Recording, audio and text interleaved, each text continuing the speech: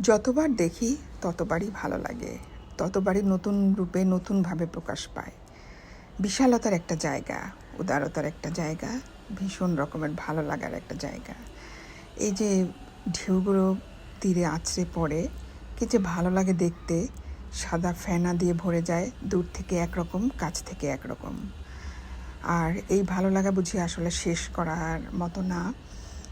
এই এই বিচের সামনে যে বড় বড় হোটেলগুলো আছে, যেমন রামাদা, সাইমন, ঠিক তার সামনের এই জায়গাটা। এখানে এই যে ছাতাগুলো দিয়ে রেখেছে, দেখতে কিন্তু ভীষণ ভাল লাগছে, এবং এক একটা হোটেলের এক এক রকমের ছাতার কালার। কিন্তু আমার দুঃখটা এখানে যে এত সুন্দর একটা ওয়ার্ল্ড ক্লাস বিচ এরিয়া, অথচ এটার মেনটেনেন্সটা যে এত খারাপ। এবং এই যে যে যেটুকু হোটেলের সামনে যতটুকু আছে, এই যত্রতত্র দোকানপাট, জায়গায় মানুষের নোংরা ফেলানো, তো এই এলাকাটাকে আরও সুন্দর করা যেত, আর সুন্দর করে রাখা যেত।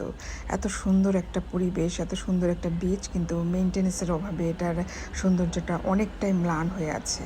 আমার কাছে এই জিনিসটা ভীষণ রকমের খারাপ লাগে। বিশেষ করে এই হোটেলগুলো কিন্তু এই উদ্যোগগুলো নিতে পারতো, এগুলোকে সুন্দর করে পরিষ্কার করে একেবারে সিমসাম করে রাখতে পারতো। একটা বিন ভালো দেখে কতগুলা কালারফুল ডেকোরেটিভ বিনের ব্যবস্থা করতে পারতো, যাতে মানুষ ময়লাগুলো ফেলতে পারে। সে ধরনের আসলে কোনো মেনটেনেন্সটাই এই বিচ এরিয়াতে নাই। তো একাই সমুদ্র নিজেই স্বতন্ত্র সৌন্দর্যমণ্ডিত।